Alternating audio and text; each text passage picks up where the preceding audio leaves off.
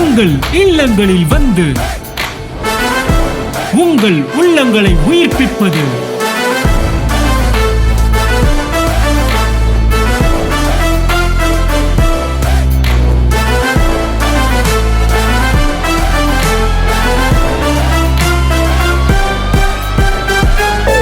உங்கள் channel DJ.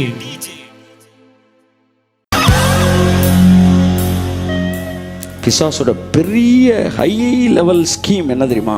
Convincing peoples mind. அதை மட்டும் நீங்கள் எதிர்த்து நின்றுட்டீங்க. அந்த எண்ணத்தை நீங்கள் இந்த உலகத்தில் உங்களை பார்க்கிறவர்கள் இன்னொரு இயேசுவை மறுபடியும் இந்த உலகம் பார்க்கும்.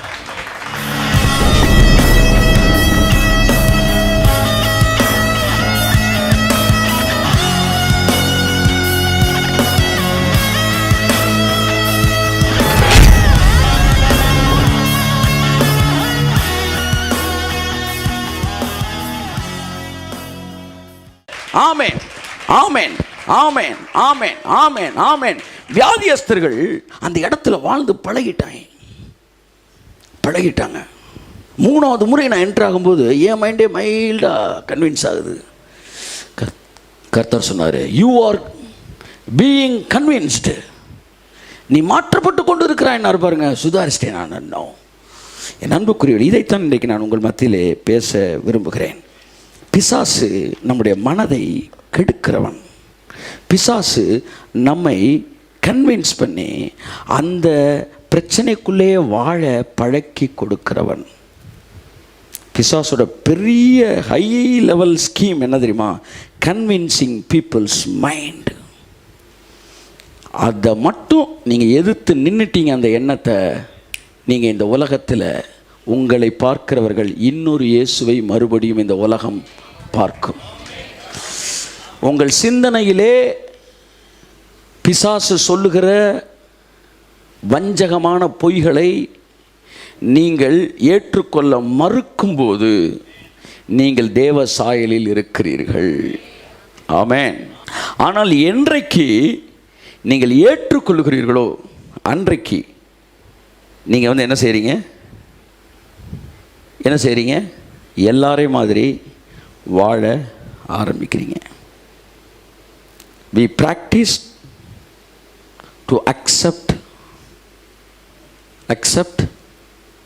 sickness and disease and poverty. நீ ஏழையாய் இருப்பது தோல்வி அல்ல, ஆனால் ஏழ்மையை ஏற்றுக்கொண்டாய் அல்லவா, அங்கேதான் உன் தோல்வி ஆரம்பமாகிறது.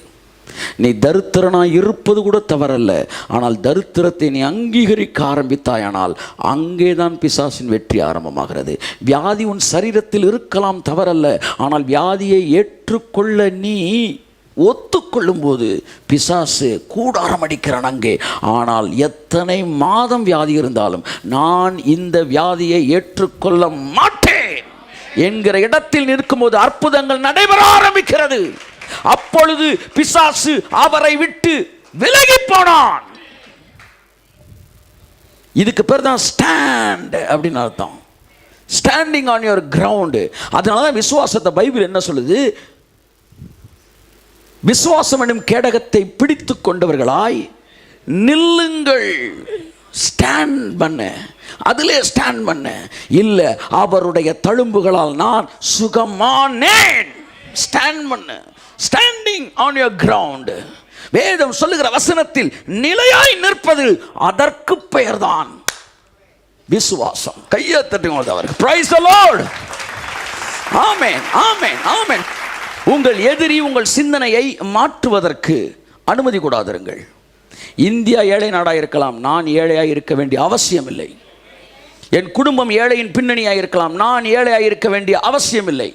என் தகப்பனார் ஒரு ஏழையாக வாழ்க்கையில் இருந்திருக்கலாம், நான் ஏழையாக இருக்க வேண்டிய அவசியம் இல்லை.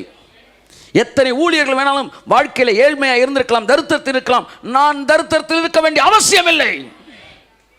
As long as you refuse to accept devil's teachings, you are standing on your ground. பிசாசு சொல்லுகிறத ஏற்க மறுக்கிற வரைக்கும் இன்னும் எழுப்புதல் உங்களுக்குள் உயிரோடு தான் இருக்கிறது. கையை தட்டுங்க.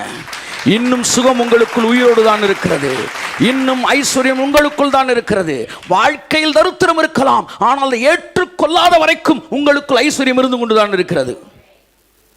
சரீரத்தில் வியாதி இருக்கலாம், அதை நீங்கள் ஏற்றுக்கொள்ளாத வரைக்கும் இன்னும் சுகம் உங்களுக்குள் தான் இருக்கிறது. அது இன்னும் சாகல. கையத்தட்டு, கையத்தட்டு. இன்னும் சுகம் உங்களுக்குள் தான் இருக்கிறது. ஆனால் என்றைக்கு ஏற்றுக்கொள்ளுகிறீர்களோ அன்றைக்கு தான் பிரச்சனை. அதனால தாங்க இந்த கொடிய இந்த பிசாசானவன்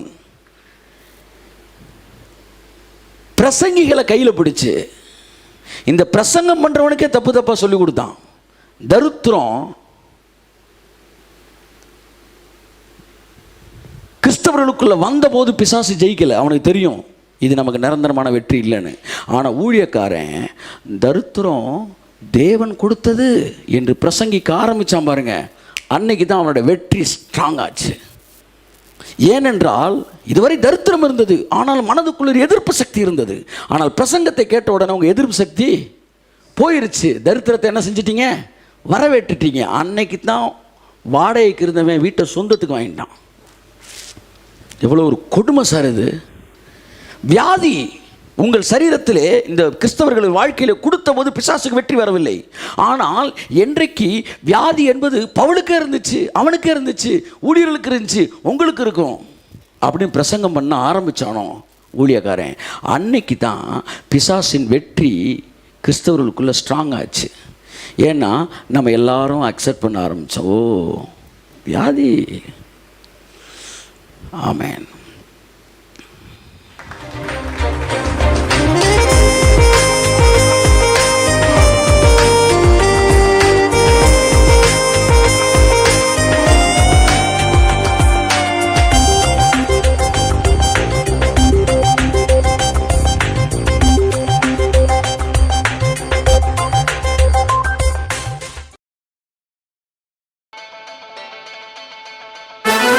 உங்கள் இல்லங்களில் வந்து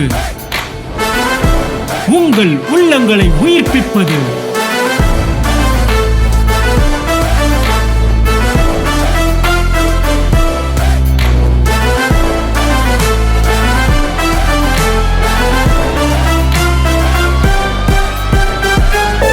உங்கள் சேனல் டிஜே